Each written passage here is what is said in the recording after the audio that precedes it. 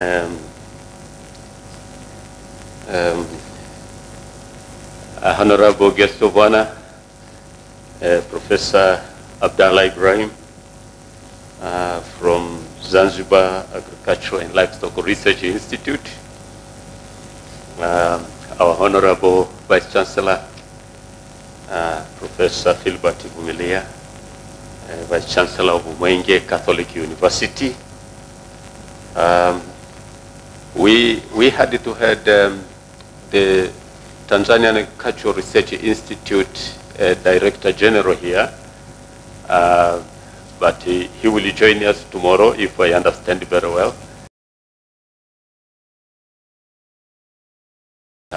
Of Agricultural Research Institute and is sitting at the elect Soil Science Society of East Africa. On Thursday, I'm going to hand over power to him.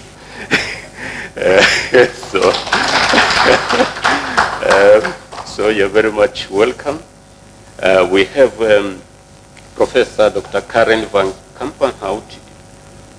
Vlir was a Bega project leader, but he's also a professor at Catholic University Leuven in Belgium. She's also the past Belgian Soil Science Society president. so she is also representing the soil scientists from Belgium. And we have Professor Karl-Heinz Feger.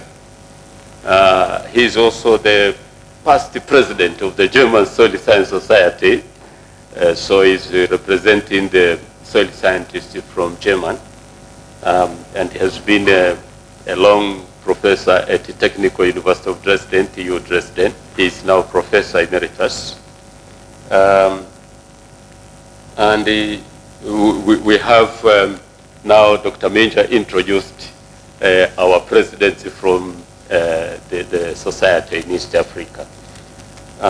We have our Deputy Vice Chancellor for Academic Research and Consultancy, Professor Henry Lasoy, is sitting there. And then our distinguished guest, invited participants. Media, we have media here, ladies and gentlemen. On behalf of the organizing committee and myself personally, I would like to welcome you all to Tanzania and to MWECAU. I know we have seen many from different parts of the world. Mr. Guest of Honor, these very people who are sitting here are the important people for this conference today. And we are very happy that you have also accepted to come to share your insights, your inspirations with this big audience. Members, I'm sure you will enjoy. For the few minutes I've been with him, already I learned already, he has a lot in his basket. So let's get prepared to listen from him. Mr. Guest of Honor, we have keynote speakers. Professor Karl will be our main keynote speaker today. He will speak before you leave. Another keynote speech, we shall receive it tomorrow from the Director General of the Tanzanian Agricultural Research Institute. He apologized that he won't be able to be with us today. Professor Karl will present a talk on catalyzing knowledge transformations to promote ecosystem resilience in tropical environments, the eminent role of healthy soils.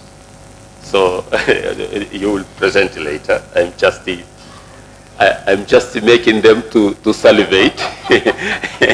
I'm motivating them to salivate, and later they will. Mr. Guest of Honor, the theme of our conference is catalyzing knowledge transformations to promote ecosystem resilience in tropical environments. Mr. Guest of Honor, this conference is the joint 6th MWECAU International Conference. At our university, we have series of international conferences, and this is the 6th one. We met here with this very group here in 2022, and the motivation and the inspiration we shared, we agreed that now let's just organize a joint conference. And I thank you all for that we have been able to achieve what we planned in 2022. And today, we are going to set another milestone for the next year.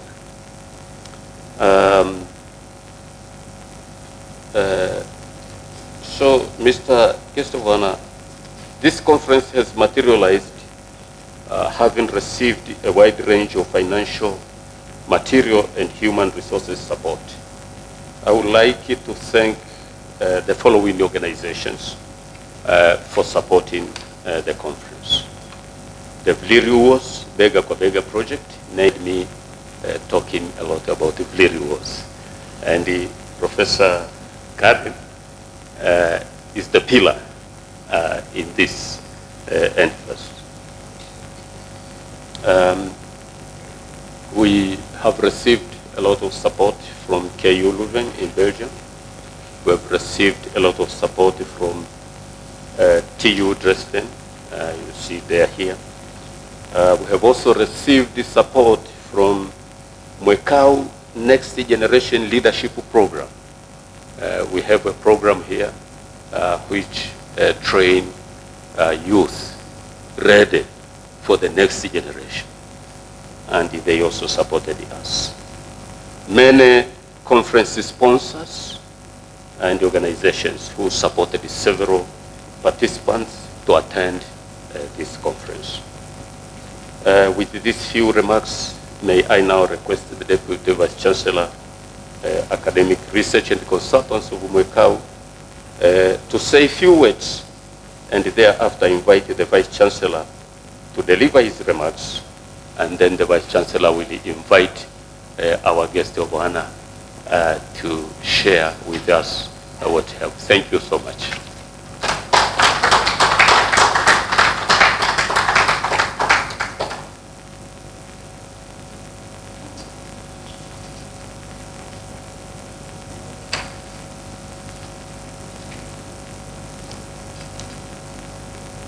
Good morning, everybody. Good morning. Good morning once again. Good morning. Honorable guest of honor, it's my pleasure to stand in front of this audience to just give some highlights on what will be covered today in the conference without going into unnecessary details. I know here we are represented by a team of scientists and people from the media to witness what is going on and also give what they have, what they have brought from where they are coming from, because it is all about academic matters. And as the custodian of these academic matters, now let me first of all acknowledge the presence of first the honorable guest of honor. We have also Dr. Thomas Bwana, who is the Director General, Tanzania Agricultural Research Institute. Dr. Mgeta Merumba, who is the President-elect, as you have heard, for the Soil Science Society of East Africa, the Tanzanian chapter. Professor Professor Carl. No, you were with us last time. You are coming from KU, from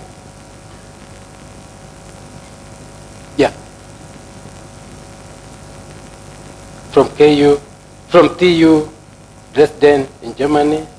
Professor Dr. Karen from Belgium. You are with us last time again. The chairpersons of the organizing committee.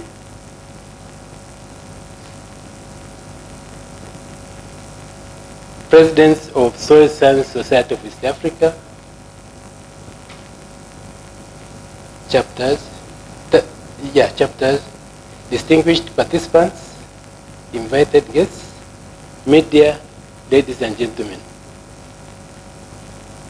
On behalf of the MWECAU academic community and on my own behalf, I take this opportunity to, first of all, welcome all of you to the opening ceremony of this very important workshop,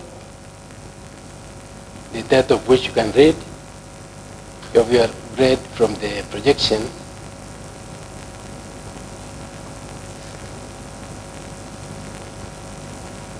I also take this opportunity to commend all those who did all they could to make sure that they participate in this very important scientific international workshop. Let me now take this opportunity to outline a number of activities that were carried out to take us to where we are now. First of all, as a starting point, a task force, that is the forum for organizing the committee, for organizing this workshop, as organizing committee was formed. Also, there was formulation of themes and sub-themes for this workshop, and the main theme was essentially catalyzing knowledge transformations to promote ecosystem resilience in tropical environments. And this had 5 sub-themes. The first was threats and stressors for tropical ecosystems, land degradation, climate change, biodiversity loss, and health loss and land use changes. The second sub-theme was soils as an integral part of ecosystems. The third was soil health restoration strategies. The fourth was on climate change, that is climate smart management strategies. And the last sub-theme was socio-economic and policy-based strategies. That was the second activity. The third was to produce the first and second announcements of the workshop. The fourth was solicit funds for running this workshop, for this conference. The last one was communication with the keynote speakers and invited guests. So those were the main activities that were done to make sure that we are at where we are. Now, with these few remarks, let me use this time and this opportunity to invite our Honorable Vice Chancellor to give his remarks and also invite our Honorable guest of honor. Thank you very much for listening. Karibuni sana.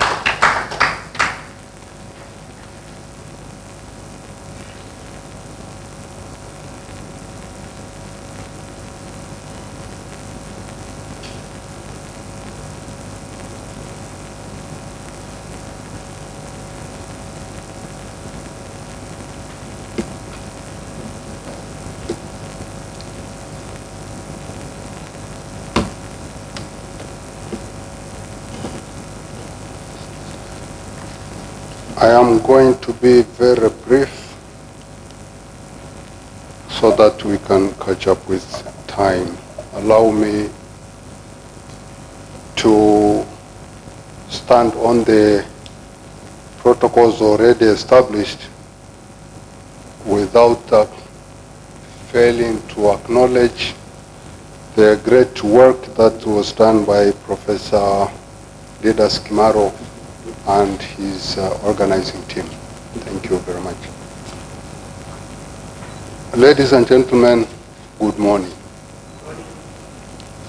I'm deeply honored to welcome you all to this 6th conference on catalyzing knowledge for transformations to promote ecosystem resilience in tropical environments. Karibuni sana wakulima wenzangu kule nyuma.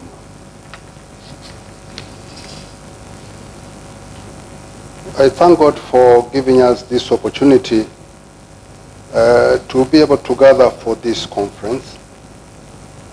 And on behalf of the community, Kenya, from Uganda, Sudan, those from the East African bloc, probably by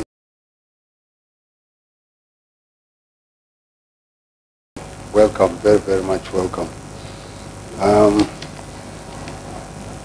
The conference is an event that aims to bring together prominent and upcoming environmental scientists, conservationists, development partners, and policymakers from across the world to exchange research and technical data, findings, and information on knowledge transformations to promote ecosystem resilience in tropical environments.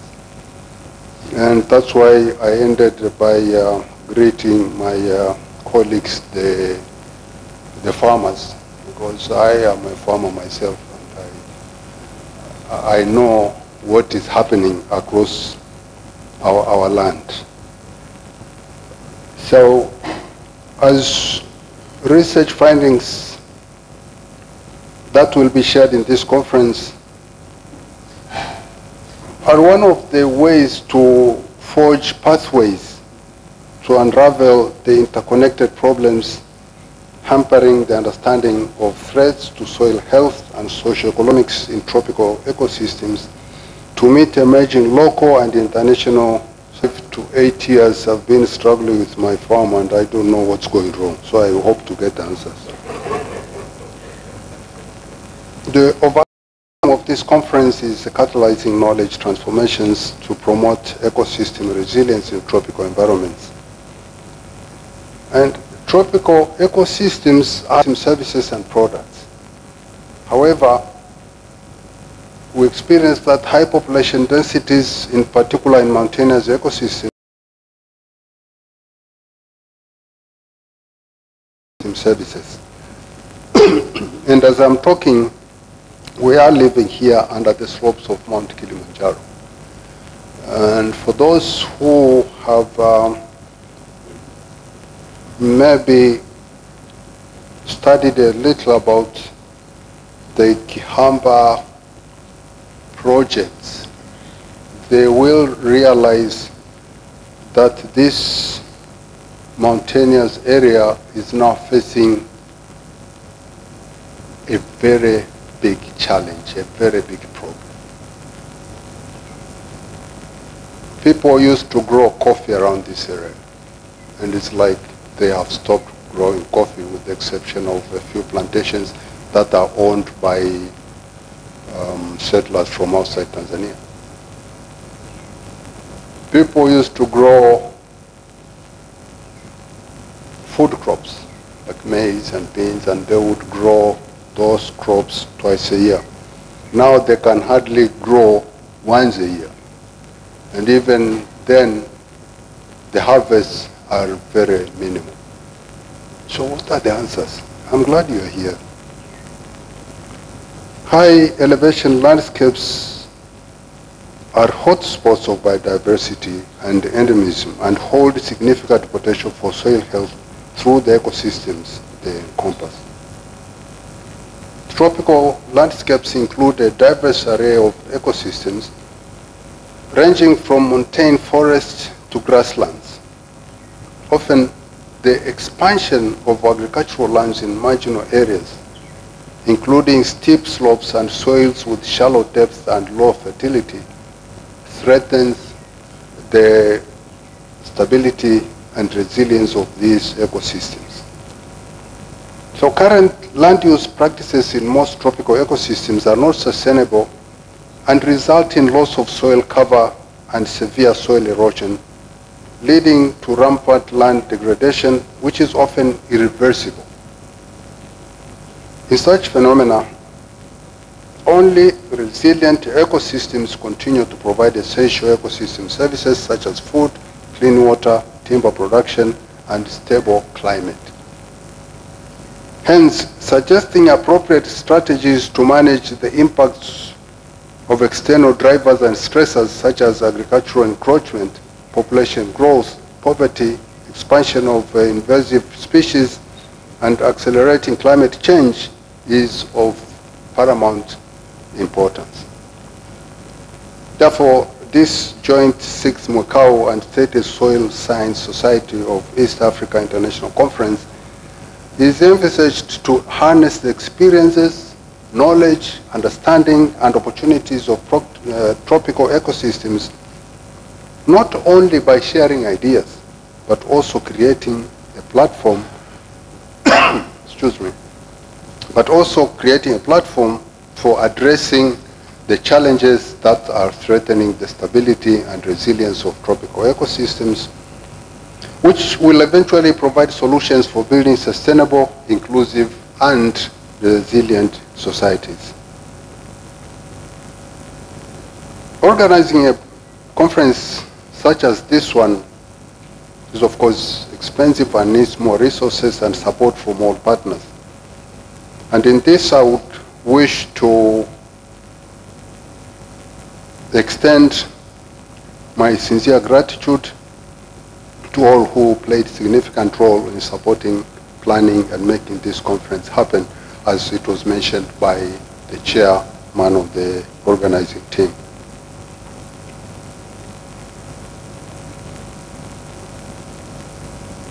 With these few words said, I'm very hopeful that when we come to the end of this conference, I will have some answers so that next year I will at least get a better crop. I wish you a very successful participation in this joint 6th MWECAU and 30th Soil Science Society of East Africa International Conference. And with these words, I welcome our guest of honor. Please welcome and share your views with us. Thank you.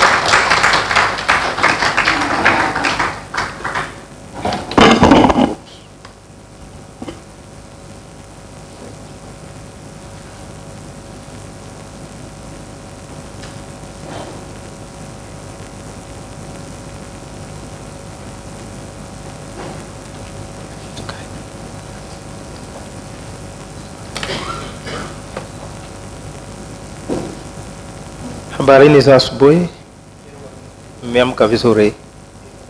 I will speak in both language, Kiswahili English, but my speech will be in English for the benefit of our guest from outside of Tanzania. Okay? My name is Abdallah Ibrahim.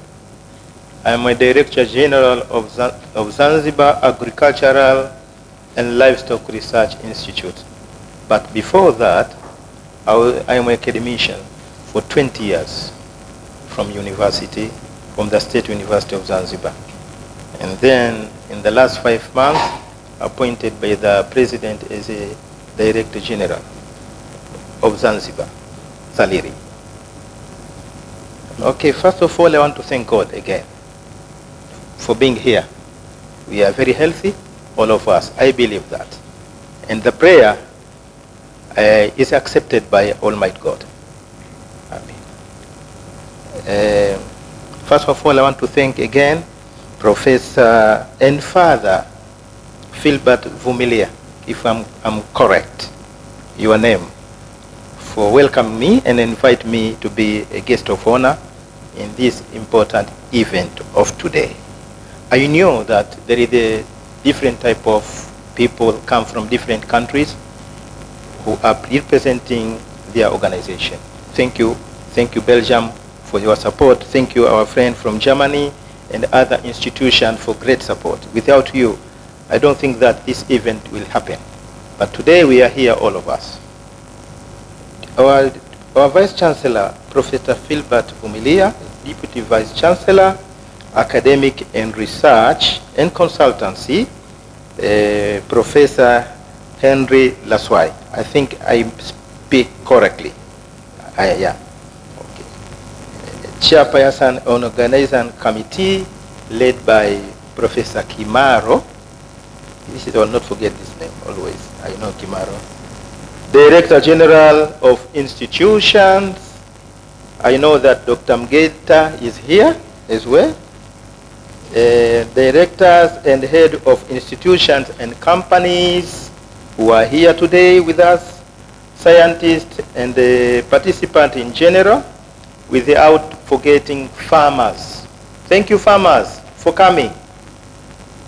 Ladies and gentlemen, and also without forgetting media platform. Normally, most of us, we forgot them. I remember you. Thank you for coming. Without media,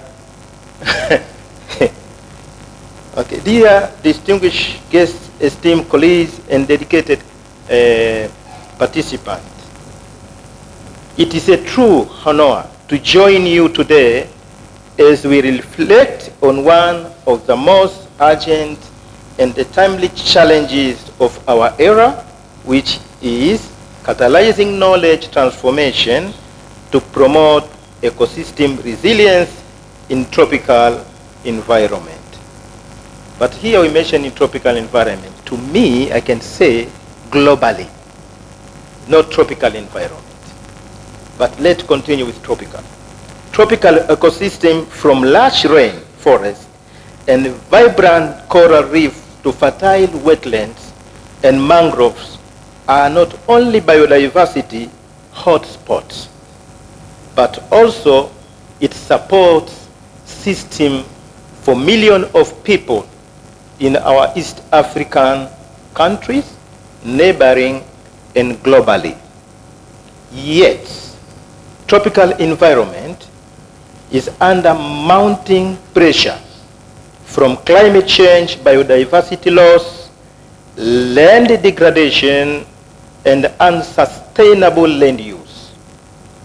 These threats act not isolated, but are deeply interconnected and compounding. Distinguished guests, esteemed colleagues, and dedicated participants, all production begin with healthy soil. That's why we are here. We are going to discuss about soil health. Begin with healthy soil and accompanied with climate-smart agriculture, water management, farming environment, and the technologies.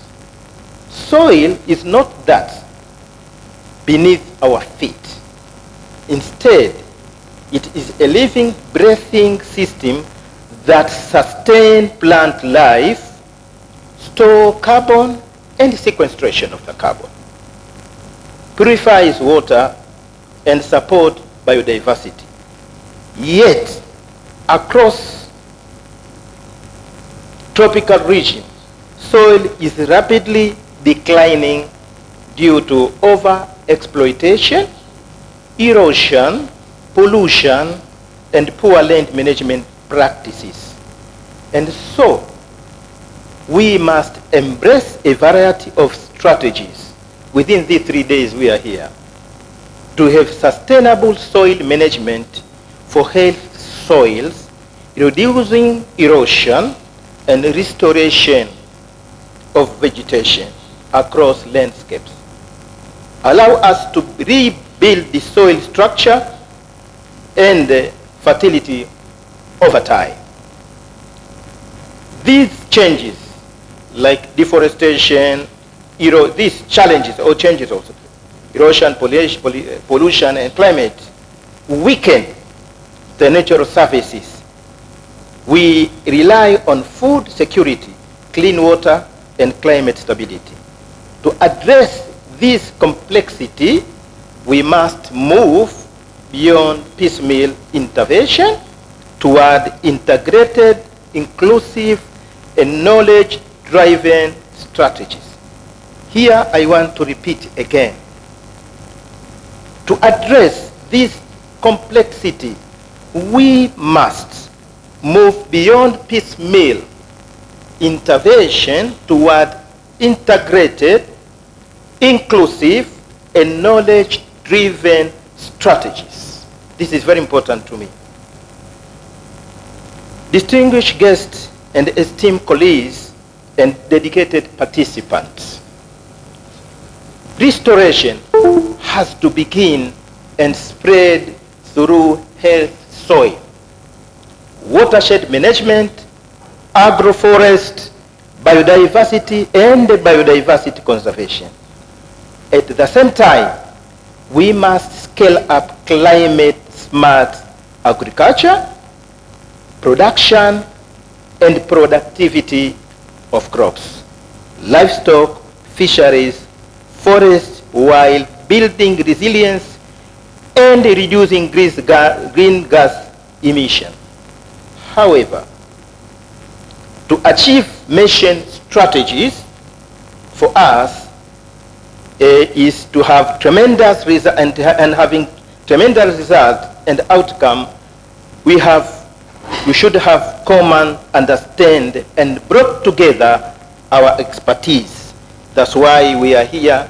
I believe that from timetable I've seen that we have discipline and different expertise from different institutions here. So intervention and technical solution and make conducive environment for all of us. A goodwill is to work together, hoping the bright future of ourselves and the coming generation. Here we must ask ourselves, most of the soil are degraded. Fertility is declining everywhere. When you come to East African countries, the situation is worsening in daily basis. Gender equality, empowering youth and women, farmers and communities must be among tools to lead us to long-term success. Empowering youth, women. In fact, in East African countries, most of subsistence farmers are women, and among them, I can say 80% of them are widows. They lost their husband or relatives in practicing agriculture their lives and surviving. It's very sad to hear, to see that. Distinguished participant, colleagues, and friends, we also need to invest in local research capacities, open data sharing. That's why we are here. I believe within 3 days, you are going to have open data sharing concerning soil health and come up with strategies and inclusive education. In this sense, let us therefore commit to partnership that prioritize co-creation of knowledge, community-led innovation, and adaptive governance. Only then we can build tropical ecosystem. Here in my speech is not tropical ecosystem. I can say global ecosystem that are not just surviving, but thriving for generations to come. Distinguished guests, esteemed colleagues, and dedicated participants, this conference today likewise collaboration of several institutes. Participating here are essential steps toward transformative action for food security, climate resilience, and environmental sustainability. Let us commit today to build bridges between science, policy, and tradition. Let us advance bold, people-centered policies that prioritize resilience over short-term gain. This meeting is unique. I'm expecting us all of you to have worthily outcome, because when catalyzing knowledge transformation to promote ecosystem resilience in tropical environment took place, our community shall thrive, and if not, something not expected to all of us. So, the opposite is true. And therefore, let us together make it happen. We can build a more sustainable future for generation again to come. As me as academician and also as a researcher, I came here. I'm asking myself before I came here, what are the key words of this conference? Then I come up with the following. First, knowledge transformation. How we can transform the knowledge. I say knowledge transformation cannot stand alone. Then I borrow your name, catalyzing. I say, let me put in catalyzing knowledge transformation. And then let me leave to participants to discuss many environmental challenges persist, not because of lack of data, but because it's fragmented. That's why I mentioned data sharing. Therefore, the data is fragmented or outdated or not applied. We have the data, but not applied. Secondly, I say in the knowledge transformation, transforming knowledge means integrating scientific research, traditional and local knowledge, and innovative practices into actionable solution. This is the point, please take it. When you come to ecosystem resilience, I said myself, what should I talk to this meeting today? Resilience means ecosystem can adapt or adopt, recover, and continuous providing essential services. Food, water, climate regulation, and biodiversity is part of your discussion, I believe, within these 3 days. When you come to tropical environment context, I ask myself what to discuss in this area. What are the challenges facing? Tropic hosts most of the world biodiversity. Tropic, I mean here, in the tropic region, East Africa until to Brazil, part of the tropic region. We host most of the biodiversity and support millions of people, but not only people, I can say generally flora and fauna in both. Then I ask myself how we are facing this appropriate pressure from climate change. One of these is sea level rise in the sea. I'm come from Zanzibar. I know this very well. Coral bleaching, storms, and drought. Protecting these, we have to work together on how ecosystem safeguard not just nature, but also food security, health, culture, and cultural heritage. When you go to mafia, there is a cultural heritage. Because of sea level water rise, those along the sea now are in danger, are taken away by waves, sea water rise. When you come to practices importance, I try to analyze the themes of this meeting. Myself, you can have yours as well.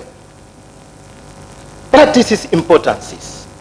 As I said before, we have knowledge, but not in practice, not applicable. We are not applying our knowledge to the farmers, to the target group, to the community. Practice importance means to myself how to promote sustainable by aligning knowledge with practice. I think we have to put it in our mind how we can aligning knowledge into practice.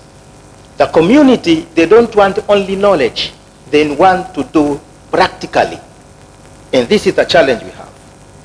Then we can strengthening adaptation and mitigation strategies against climate risk.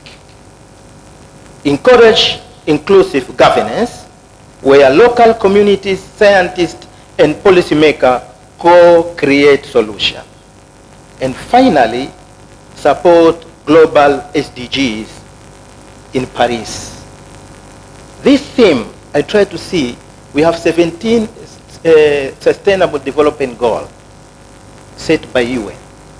Then I can say, no, this theme covers all 17 SDGs, if you agree with me. To me, it covers all 17 SDGs.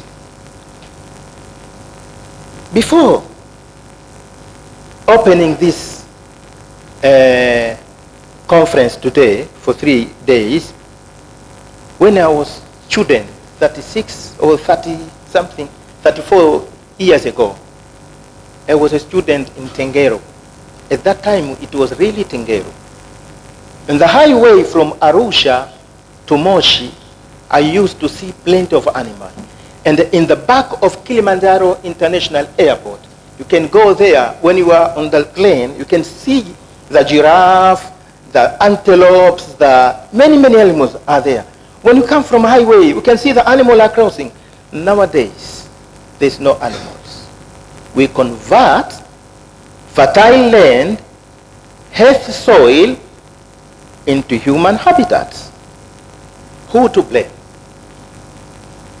To whom? And we are in danger. Take into account that in the world, population is growing. You see, demand for food is increasing. Demand for water is increasing. Demand for energy is increasing. And we still continue to degrade the land. Most of the area where soil is fertile converted into human habitat or industrial or any other things. And we are wrong. We are totally wrong. This happened not only in Tanzania. I've been in Kenya for many years. I've been working in Kenya as well. It's Ipe. As a student, I know Kasarani 20 years back and now. I've been to Uganda, similar to many countries. The situation are the same. Most of our government spend millions of shillings or dollars or pounds or euros buying war arsenals like tanks, weapons, fighting each other, kill each other. And we forgot that next generation, they need more food. They need food security. They don't need war. We don't need many. Mining is one of the worst industries in Africa. Mining. They are mining, but there is now, it is time now to develop new technologies where we can excavate the mining, diamond, gold, and so on, without destroying fertility of the soil. If we are destroying the fertility of the soil, has multiplier effect, if you agree with me. So, I know this place very well. Taken to my country, or my island in Zanzibar. My country is Tanzania, but I come from Zanzibar. We are among the mostly affected island in the world. I can say Zanzibar. Why? When you go to Pemba, area where in the community, in the coastline, used to farm, to grow rice, now is no longer in use. UN, they know, the government know, European, they know, everyone they know. But the issue of climate change mitigation is still questionable. Some countries agree, some countries disagree. But most vulnerable countries are islands. Islands, we are most vulnerable. The area where, in the community, in the rural area, they depend on growing rice to feed their families. Now they no longer feed their families because of saltwater intrusion. The seawater rise invading their land. They cannot grow rice anymore. Now we are thinking where we can get resistance salt varieties to be able those communities to survive. So I call again for international donors and partners to budget more funds for such kind of event so that we can come up with strategies. Baada haya machache, let me switch a bit in Swahili. I think our guest, Swahili is among 10 international languages. If you remember, 3 days ago, our Vice President Mpango, Dr. Mpango, addressed UN using Swahili language. Is it? Kwa hivyo hapa kidogo na mimi acha ni twist na Kiswahili kidogo, ni kwamba kwanza nawapongeza sana waandaaji, mmefanya kazi nzuri sana. Pongezi ziende kwa Catholic Church, Professor, Father, mtu wa dini, kwa kazi nzuri uliyofanya pamoja na kamiti yako. Thank you very much, Professor. Na mimi nimefurahi sana. Najua niko very committed, lakini nikasema no, nimealikwa na hii event is very important to me and my institution and the country at large. Let me come here to join you, but only for today. I will leave you this afternoon, evening, but this afternoon I will join you. I want to learn from you. Sasa nikasema, from this event, we must come with concrete solution, one, and a recommendation. Before yesterday, I watched a film from Amazon. Then I start thinking, what will happen after 50 years in Brazil? Is every day they are losing about 100 hectares of Amazon. I don't know about Congo because of war. Nobody reports, but this is Amazon. These two are hotspots of forests, of global hotspots. When you talk Amazon and Congo, we must protect at any cost. But because of war, it's difficult. For Brazil, it's okay. But what is happening in Brazil is land degradation, converting the land in factories, industries, and farming, overuse of chemicals, and so on. Farmers, they don't know how to revert the land to become fertile again. And it's our duty. Nimekuja hapa. I came here. Before I came here, on Saturday, last Saturday, I was also a guest of honor on behalf of the minister. He told me to go and officiate the training for soil. From Zaliri, Nibio and Tari, we are working together in the same situation of soil health. I came here with soil health management. It's a guideline, but it's written in English. And I can say it's user-friendly for scientists and researchers. but not user-friendly for farmers. Our farmers, they don't need this. What they need, information where they can apply in the field. User-friendly information.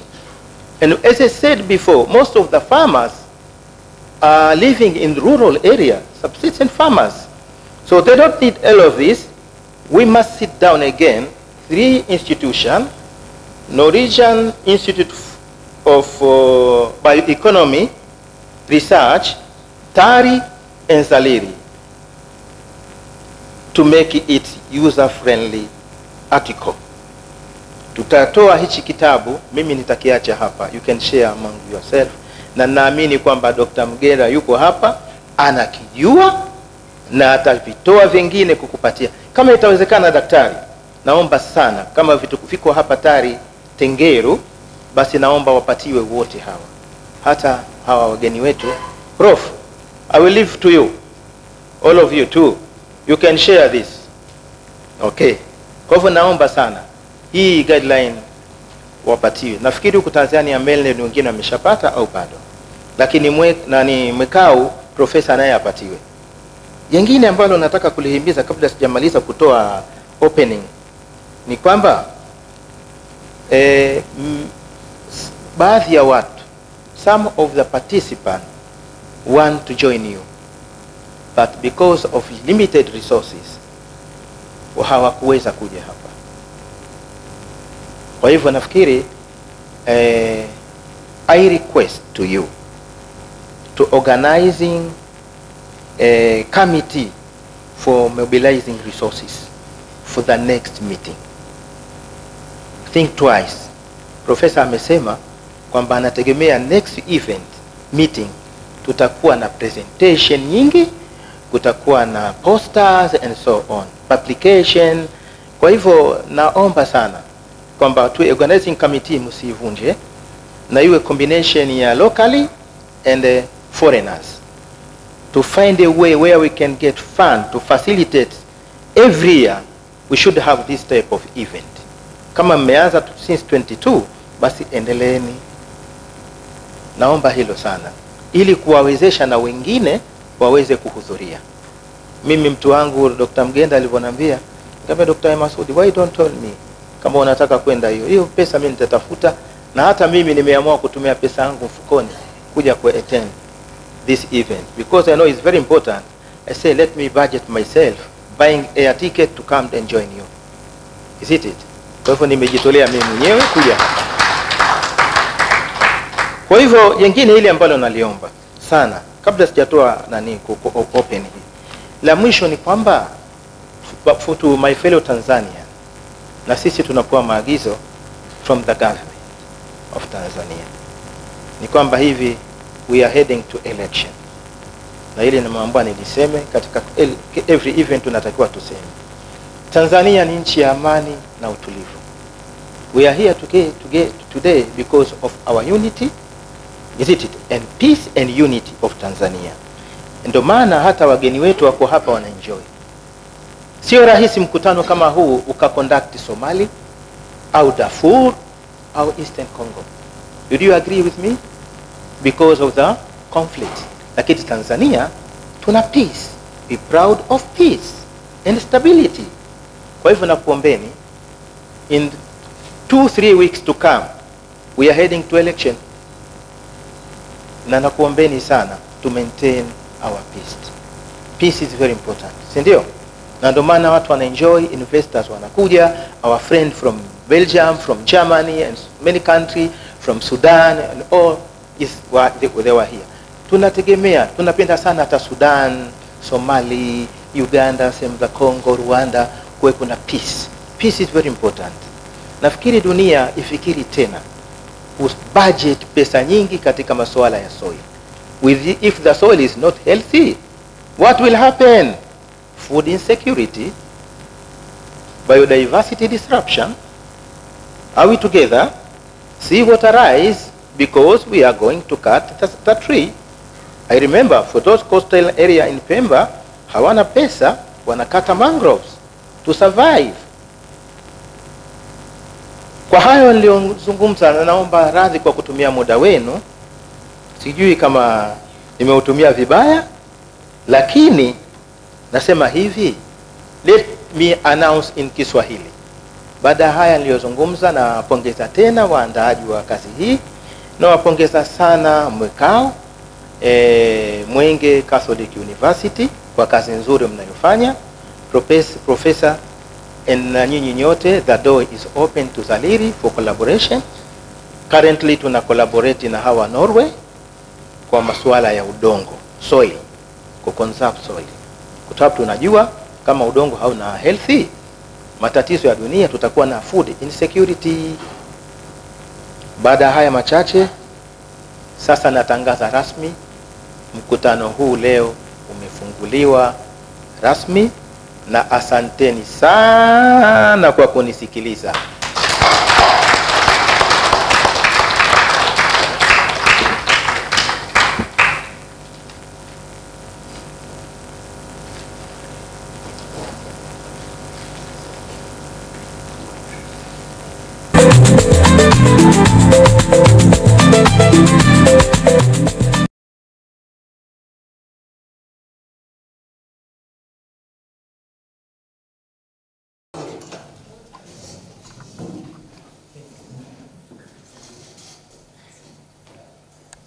Thank you very much, Professor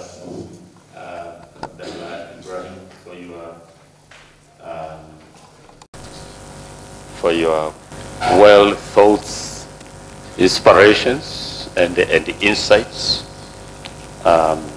You have treated the subject matter correctly and deeply, and we say that those who have ears, they have heard.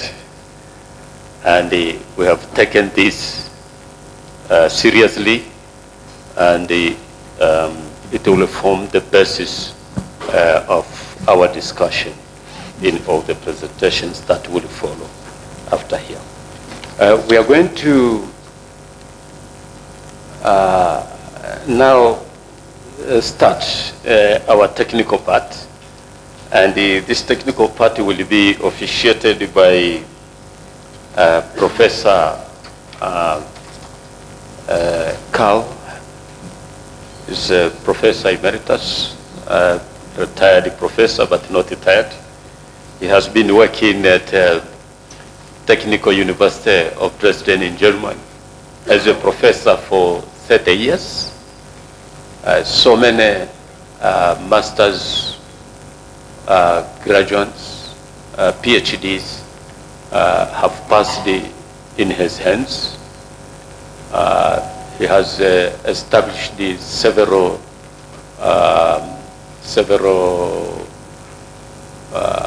institutions and centers. He has been many occasions as head of department, director of institutes, dean, and the last PhD student I witnessed recently was Mr. Oforo. Is standing behind there. I attended the graduation, and his students are now leaders globally. Most of his students, they graduate with there they call summa cum laude, meaning with the distinction. And the one I pointed, he also managed to follow those steps. So let us listen from him, and I'm sure he will give us a very inspirational kickstart for this conference. Professor Kawi, the floor is yours. Thank you so much. Karibu. Yeah, thank you very much, Mr. Chairman, dear friend and colleague, Idas Gemaro. It has been a real pleasure to be invited here for giving a keynote speech. So, distinguished guests, dear colleagues, friends Rafiki, Karibuni, Sani for my keynote speech. Yeah, and when I read the title of the conference, I was a little bit intrigued about the fact that the soil didn't show up. There's no soil in the title, and therefore I expanded the title a little bit. The eminent role of healthy soils. We are here on a Catholic place, and in the church hierarchy, the cardinals have a very high rank, and they are called eminents. And so this speech is dedicated to the eminence, his or her eminence of soil. So I need to have the...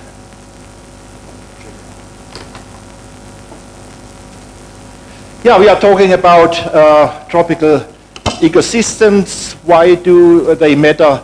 It's the largest climate zone on Earth. And even it's just 12% of land surface. It has 45% of global forest area. I think you mentioned the tropical forest as the hotspot of diversity. So we have a high diversity of ecosystems, and not forget local and regional climates. So it's not just a uniform biome. And these ecosystems, including the soil, store huge amounts of carbon. But tropical ecosystems and landscapes are under increasing pressure. We have an increasing soil degradation. So the photo on the left upper corner is from Congo. Degraded landscape with a lot of erosion, and this is a map of soil degradation worldwide, and you can see it's not only Africa, it's a global problem. So we have internal and external drivers. And first to mention population growth. I think it was already mentioned, urban expansion, diet changes, meat consumption. We should really also think about that. Industrialization, in unsustainable agricultural practices, waste disposal, deforestation, climate change, and the threats are manifold. Loss of soil organic carbon, biodiversity, salinization, saltification during the excursion. We will see salt-affected soils.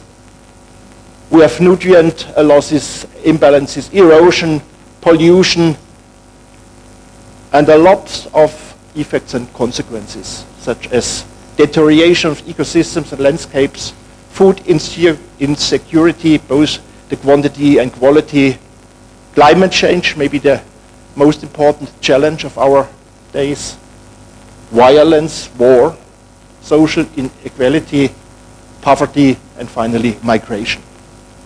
So let me show an example from our research in Tanzania. So we have been working in the East Usambara Mountains since 2012. This place where I met Didas Kimaro. He introduced us to the region. So it's a detrimental change in land use, which finally leads up in degraded cropland. The area is covered by ferns, called weeds. Quite a lot of erosion. Soils are unfertile, very acidic, poor nutrients. And finally, also the hydrosphere is affected. So from the Eastern Usambara Mountains, there is a stream called Sigi River, and there's a reservoir, and it was constructed in the 1970s, and is filled now with about 40% of the volume within a few decades. That's the soil, the fertile soil, which has been washed away.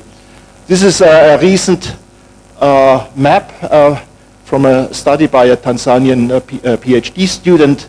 He analyzed satellite images starting in 1983, going to 2022.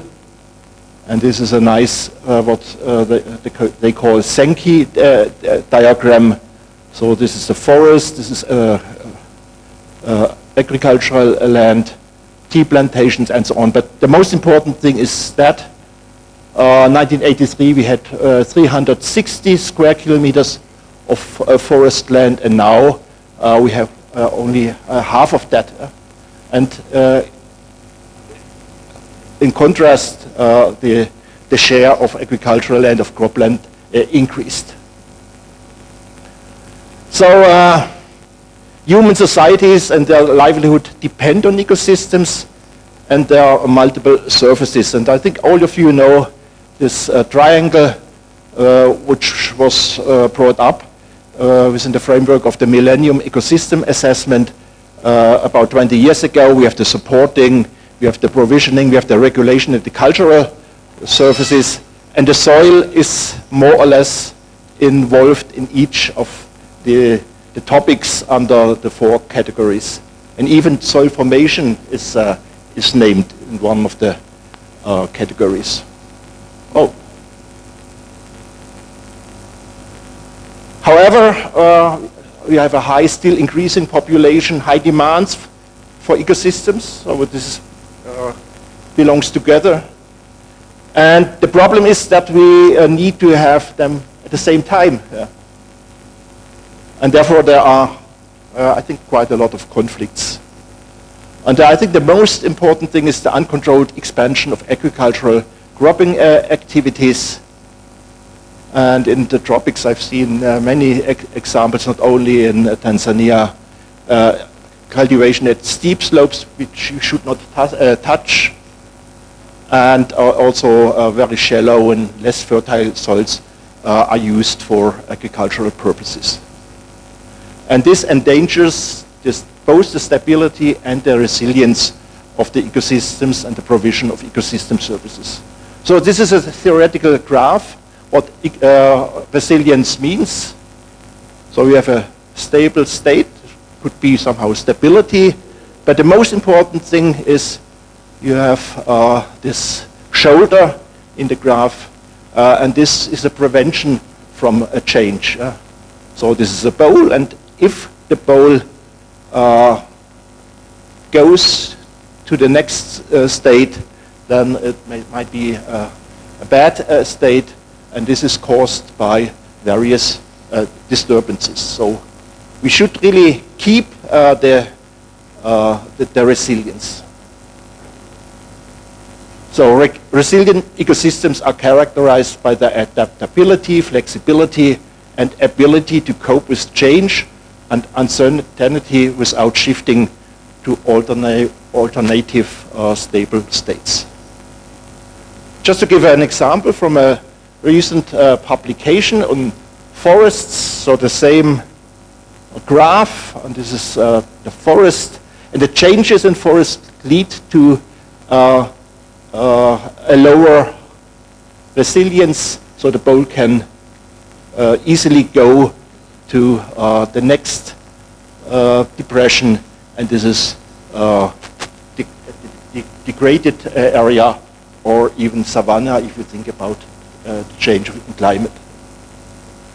And a major aspect is erosion, which also alters soil fertility because the fertile soil is washed away, and this reduces also the resilience of forest.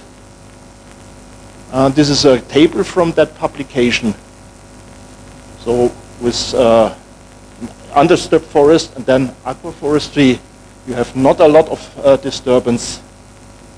But if you have changes due to climate, but also to human intervention, you have quite a lot of impact, long-lasting impact, and the amount of erosion increases. Now let me go to the term soil health, which is actually quite new. And it can be defined as the capacity of a soil to function as a component of a vital living ecosystem. So there's the connection between soil and ecosystem. And from soil health result the soil functions, not only producing food, but also regulate the water movement, purify the water, detoxify contaminants, and also a hotspot of diversity. And then from soil functions, we have connected to the soil functions are the soil processes. Now this is really soil science: gas exchange, water solute movement, dissolution, precipitation, acid-base reaction, oxidation, reduction. I think you know all that from textbooks, but it is not just in theory, it's also embedded in this chain. And at the end of the chain are the soil properties which you actually can measure in the field or in the lab. And this is a nice graph from the FAO showing the multiple soil functions. I don't want to go into detail. Let me a little bit focus on the carbon sequestration and the provision of food, fiber, and fuel. So the term soil health is nice, somehow attractive. People can connect it with human health, but it is rather comprehensive and complex. And that's maybe the problem, but it is much better than the previously used term soil quality. And this is something which I found in this nice review paper from last year. So this is somehow the orbits of soil.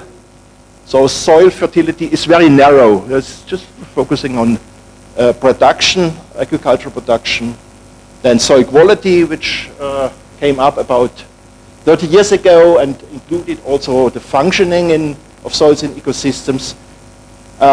Soil health is more complex. And finally, we have the soil security. But what is soil security? You know, food security, you know, water security. These are the grand challenges around climate change, food security, energy security, human health, ecosystem, environment, biodiversity. But nobody has been talking about soils. But the soils are in the center. They are connected to each of those grand challenges, and therefore it has an eminent role. So why do we have this distinction, soil health, soil quality? So ecosystem services are affected. Soil quality might access the capacity to perform specific tasks, but soil health emphasizes the broader range of ecosystem services as the soil provides, and this also includes climate regulation and biodiversity.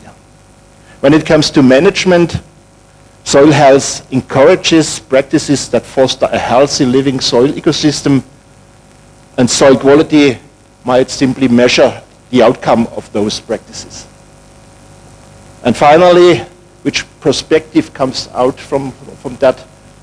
Maybe a little bit more philosophical discussion, but it is very important also to think about that soil health offers a holistic view, holistic view acknowledging the complex biological interactions within the soil, and in contrast, soil quality can be more a reductionist approach focused on measurable traits. And now comes the problem. The soil health, the term soil health is adequate, but due to the complex functional relationships and the difficulties to describe and quantify soil health, then maybe some people are a little bit hesitative. And then there is no single universal number. That's also something, and this is a challenge the European Union tackles. There have been a lot of attempts to come up with a new soil law, soil protection law, and then finally we ended up in the soil monitoring law. And monitoring means you have to measure something, and there is now a huge discussion about indicators and are they effective and how easy can they be measured, and how what's the value of each of that. Some are very specific, and not each lab can do the kind of analysis. So this is just taken from a publication, too difficult in general. And that is my personal opinion. You should also consider the nature of individual soils. So it's not like health for as a a uniform status.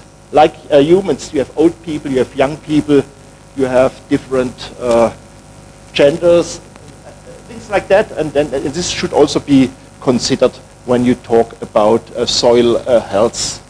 Just to give an example, I think you can nicely classify soils with this modified WRB system. An example from Germany. This is a very fertile soil which we inherited from the early post-glacial areas when gusty winds put a lot of dusty, fine material to some parts of Germany. It's very fertile. These are the black soils, the chanosems, and this is a paradise for a farmer. 10 tons of wheat you can earn in a year. And what's that? So it's a white soil, very shallow soil. It's from limestone, marine limestone at the Baltic Sea coast. A lot of stones also in the organic mineral horizon. And this can also just be used, or the best use would be for pasture, forest, nature conservation. But there is farming, there has been farming on such sites as well. And finally, a farmer would say a very bad soil. This is a Alpic pot soil with a pH value in the upper horizon of about 3.5. But this is not a bad soil because it has also interesting biodiversity. So the blueberries and the red berries, which are nice if you have wild game, you should have these red berries. And so you should make kind of a distinction concerning the nature of the soil, but you should also know how it should look like in its normal status. And then 2 examples from Tanzania. I owe the 2 photos of Oropimaro. One is the Nitisol. I think the picture was taken very close to the campus. And this is a highly fertile soil with excellent properties. You can cultivate coffee there. But in contrast, you have the ugly soils. I have shown results from the eastern Usambaras. These soils are very low in base cations. pH is also low. And the question mark is, should you really have crop production there? And if you want to have that, what would be the measures really to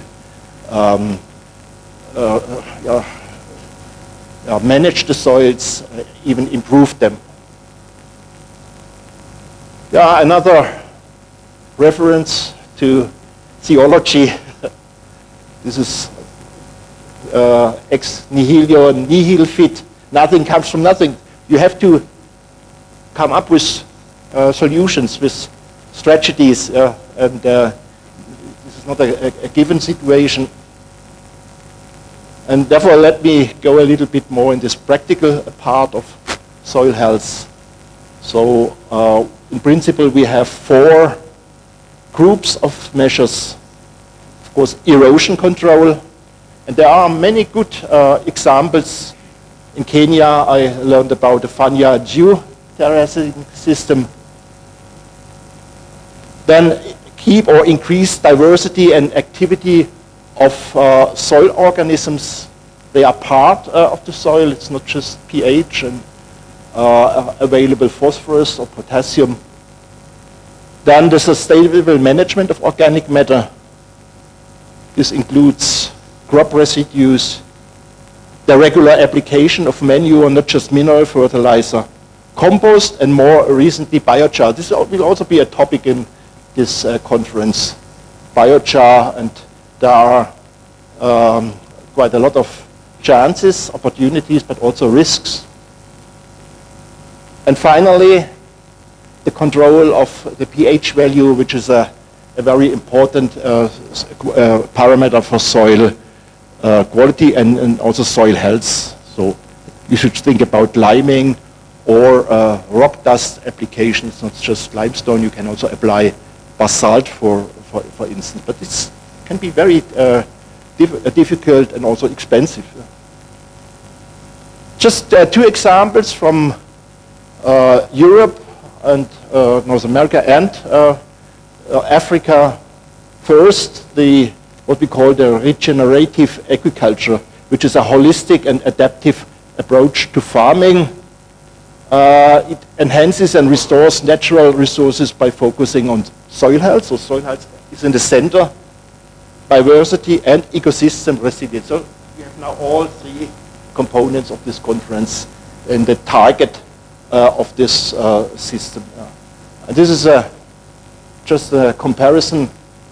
So the traditional agriculture, it's maybe a little bit provocative, competes with nature, whereas this regenerative agriculture wants to have a partnership with nature. It protects soils, the diversity of soils and organisms, and is a holistic approach where in many cases the traditional cropland agriculture focuses on production on monocultural systems and very often disturbs the soil by regular plowing. And so key practices include no-till farming, which is applicable in many parts of Central Europe and also North America, but the question is, can you do that here? This is not a universal solution. Cover cropping, crop diversification, including agroforestry, and then very important, livestock integration. So in Europe, there's been a separation. So big farms concentrating on wheat and maize or canola.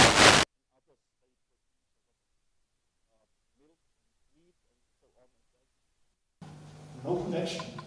So the manure is sometimes a waste.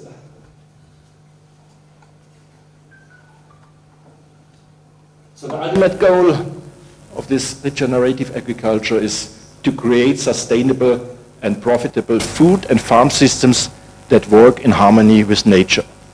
I've taken that from a website or a little bit of advertisement, but I think there's a lot of truth in it.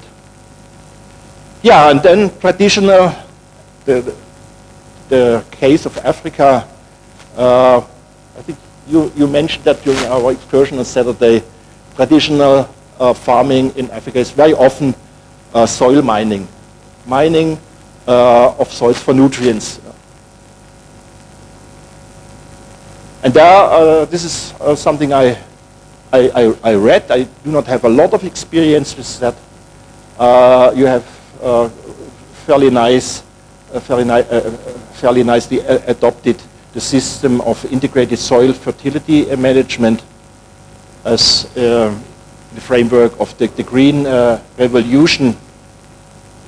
And very important is that this integrated soil fertility management is not a specific cropping system. It's not a recipe. It is a set of principles related to cropping, fertilizers, organic resources, and other amendments on smallholder farms. With the goal to increase the production and input use efficiency. But you have to adapt it to the local situation. you have diverse circumstances, and the key for implementation is the primary cropping system, livestock intensity, and also the climate. And when it comes to fertility, you should also not forget water, access to irrigation water, but also the market access to inputs and outputs. So ISFM delivers productivity gains, increased resilience, and mitigation benefits. And there's been a nice publication by a group of soil scientists and agronomists which highlight the role, the eminent role of soils. So it's a step towards more soil health. So this is the current practice. You can combine breeding, is called germplasm, and the fertilizer regime.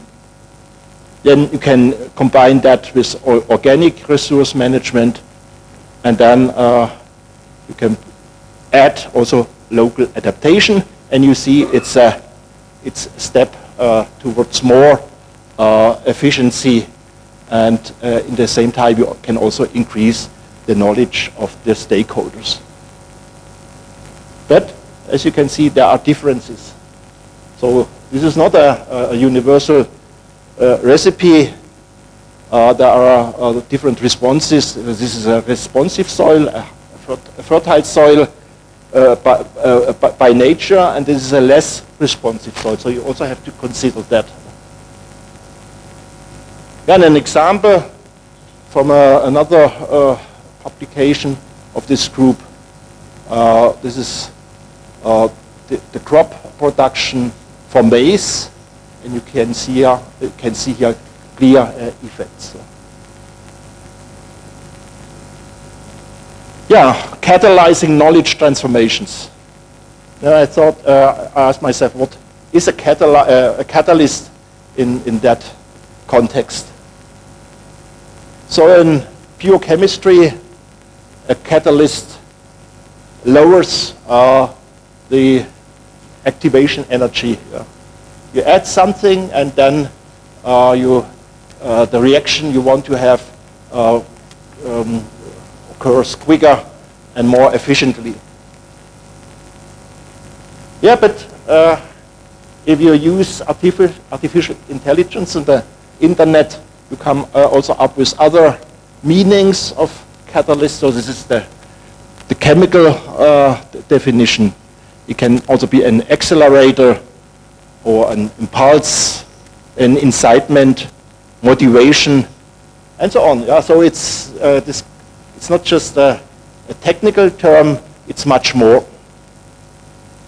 To give an example for the more technical part, all of you know the Haber-Bosch process converting atmospheric nitrogen into inorganic constituent, the ammonia gas. But you need a lot of energy, so 400 to 500 degrees. No, I think this is already part of the process. So without a catalyst, you would not be successful. And the clever ideas of these two gentlemen, which won the Nobel Prize, was to have the right catalyst. So high purity iron oxide, traces of calcium, aluminium, potassium, and silica, and everybody knows this is soil. So this is a specific combination of soil components. But coming back to real life, this is something which happens in the fertilizer factory. A catalyst, for our topic, I think this is has to do a lot with people and also their behaviors. In the past, agricultural extension through farmer education mainly focused on crop production, which was okay, but given the complex situation of our environment, it should be more. And this means that it should have a special focus on soil health, which means to optimize energy, water, and material flows. And then this is a message for the academicians in this audience. This is also a growing area for research interests. It requires a wider range of communication and learning activities organized for rural people by educators from different disciplines, not just from agronomy. So facilitation for empowerment, both educational and participatory. And there should be a paradigm shift that involves methods such as experimental learning and farmer-to-farmer exchanges. And this can only materialize if we have interaction and we encourage people to make their own decisions. And this is a new tendency.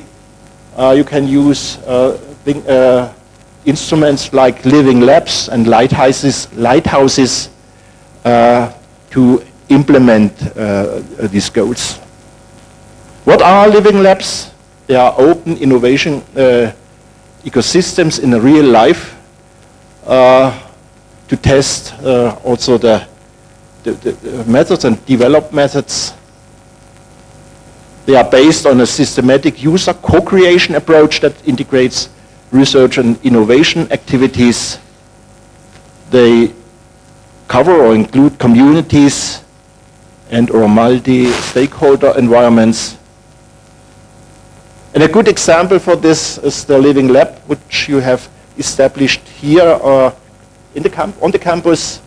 So a nice collaboration between Belgian partners and this university here in Tanzania. So the African stingless bees are also a component. Yeah? It's not just the soil, it's also the animals. Yeah. And I really liked the approach when we visited and learned more about it during the last conference in 22. She's sitting here. Yeah, so living labs and lighthouses are also an instrument for European soil policies. So it's a new campaign, Soil Deal for Europe, which is also connected to this initiative to have a soil protection law. There's quite a lot of money for long-term, for the establishment of long-term living labs and lighthouses. The lighthouses are even bigger.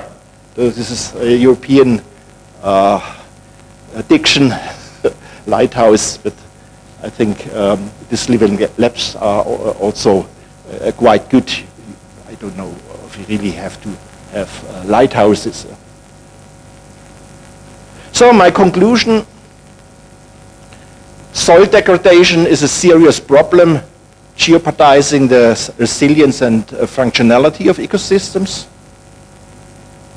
The concept of soil health is rather complex but useful to describe both the current status and the changes and to define measures. And we need interdisciplinary and transdisciplinary approaches. So I think interdisciplinarity, we had that already 20 years ago, but now the challenge is also to bring in the stakeholders, co-creation. And a good instrument, as already mentioned, are the living labs. They can effectively catalyze the transformation of knowledge needed. And with this we can safeguard soil security as one of the grand challenges humanity is facing. And as we are here, not only as we are here on a Catholic campus, a nice quote by St. Francis of Assisi, start by doing what is necessary, then what is possible, and suddenly you are doing the impossible. So this is, I think, a good motto, a good leitmotif for our work. And the International the International Union of Soil Science Society has proclaimed a decade of soil sciences for sustainable development. It's under the umbrella of this UNESCO decade for science for sustainability. So our global community of soil scientists is called upon to make an effective contribution. And by this, at the end of my presentation, soils and landscapes are connecting people. Thus, cooperation is elemental. And thank you very much for your attention. Asanteni sana kwa kusi ki lisa.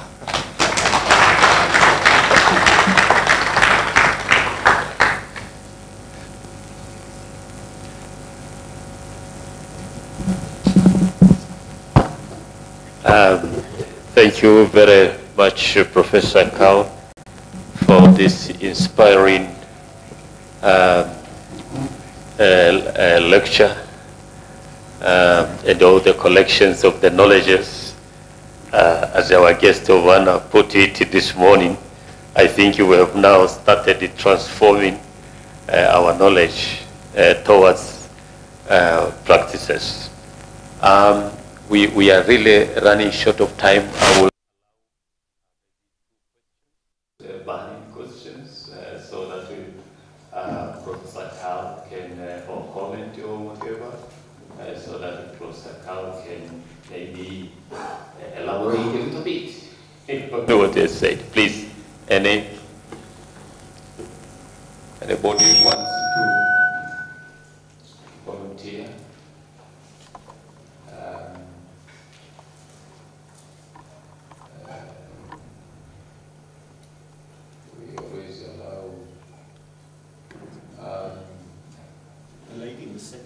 Yes, over there, please.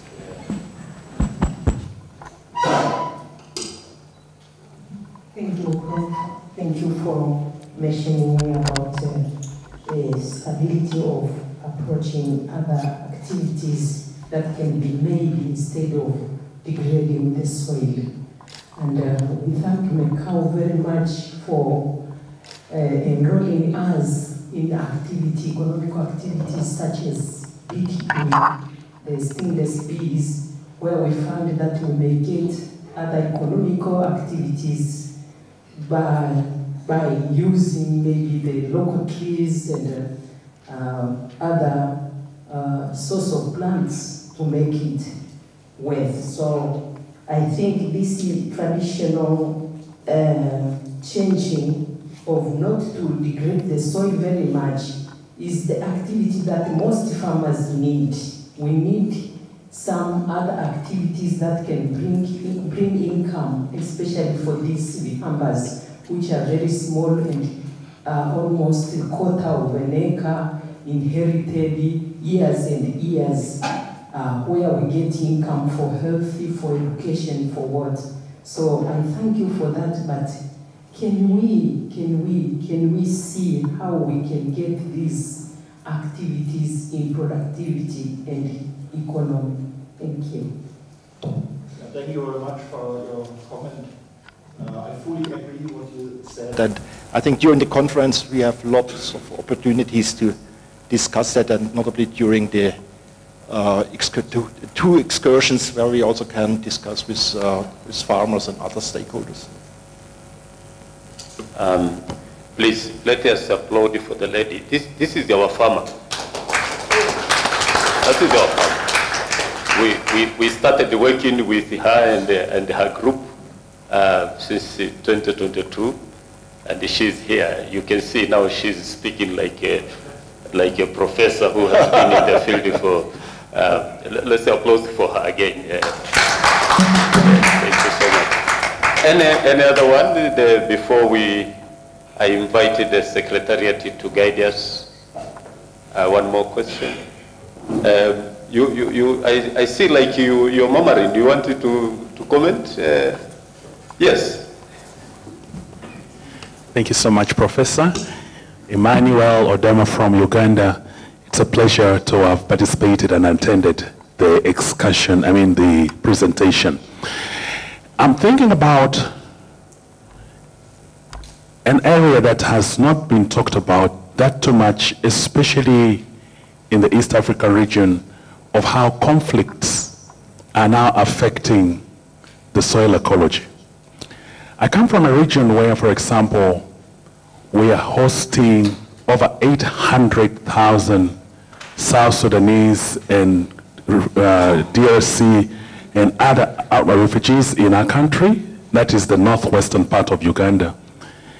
And because of our open border policy, especially the Pan-African stance of things, we're having to clear a lot of land to put tents, to put ways of having to settle these refugees. Indeed, whereas the talk has been, yes, they're taking them to marginal lands, but some of these is also working in the negative because the refugees will need to farm, they will need to survive. So, striking the balance between development efforts or coexistence and having that impact on soil health on the broader context seems to be having a latent conflict. Because on the one hand, we want to see life's emergency situations contained, but on the other hand, it's having a very negative impact on the soils, which soils are very important for feeding the community. And so I'm coming from a place where there is a mix of what to do. How do we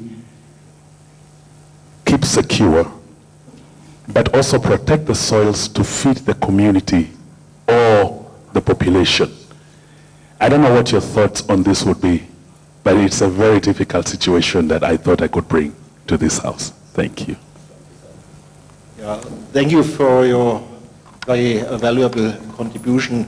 I think I could speak 1 or 2 hours about that, and I fully support what you said. And I come from Europe, and we are in a very comfortable situation.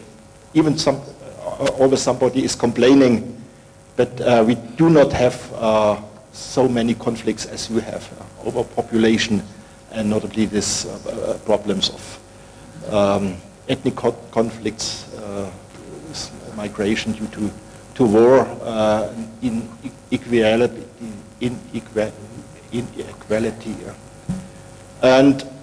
And therefore, I think my plea is to also include people from social sciences, from sociology, from political sciences, even ethnology. And in the past, I think the soil sciences were too much working in the group of agronomists, foresters, soil and water conserving engineers. And this means that we should also confront our students in the universities with that. Not just talking about pH and redox potential and WRB soil classes.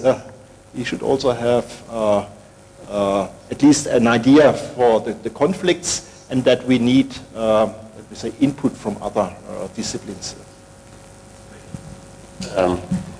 Thank you so much, Professor, and the few questions. You will have quite some time during coffee and lunch.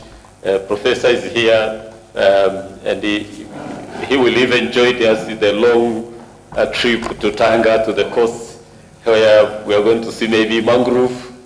Yeah. So before I call upon the Secretariat, the guest of honor, do we have a bag for the guest of honor, please?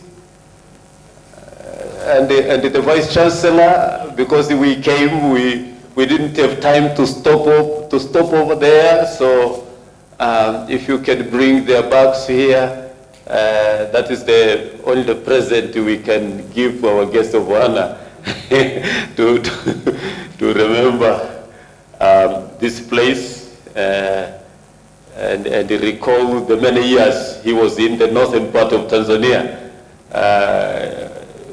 during, by the time when giraffes and the ostrich were crossing the highways, and now he's finding none. only, yes, please, thank you so much. Sister, can you come? Why stop there? Sister, can you come? Yeah. This is the lady managing the living lab, our living lab. That's why I want her to hand over you please present the box and thank you so much.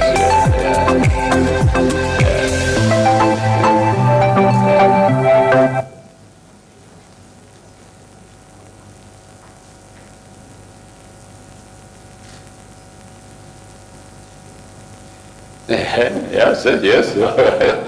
I don't. Who else didn't receive a bag? Okay, thank you so much. So now, please, the Secretariat, can you guide us from here? Thank you so much. Thank you very much, the Chairperson of the Organizing Committee, for all the protocols. And I would like to thank you all, the High Table, for all the presentation that you did since morning until now. And I'm hoping that the members on the floor, you are not starving. We are going to have tea soon. So now I would like to give you regarding the housekeeping. Number one, so those who are going to present after tea, please, the first people should leave their PPT with a person who are going to organize the presentations in each room. So we are going to have 3 rooms. This is going to be hall number 1. On the far end, it's going to be hall number 2. And just nearby door, when you come out from this room, is going to be hall number 3. So please check on the timetable where you're going to present, and please leave your PPT with the one who is going to help you to put it in our computers. So that's number 1. Number 2, if you have not done registration, please do your registration outside there. And then we are going to have breakfast. I mean, we're going to have midday tea because it's almost noon. So we're going to push a little bit our lunch, but the tea place is on your left-hand side as you go downstairs. But before you go for the tea, we will kindly ask you, we are going to have a group photo with the guest of honor downstairs. So please would really be happy to have you in our group photo. So after the group photo, now you will proceed to the tea. Please don't carry your bag with you. It's safe here. Leave everything except money. So except money, leave everything, laptops, wherever, it will be safe, but carry your money. So it's going to be 20 minutes. So please come back here. 12.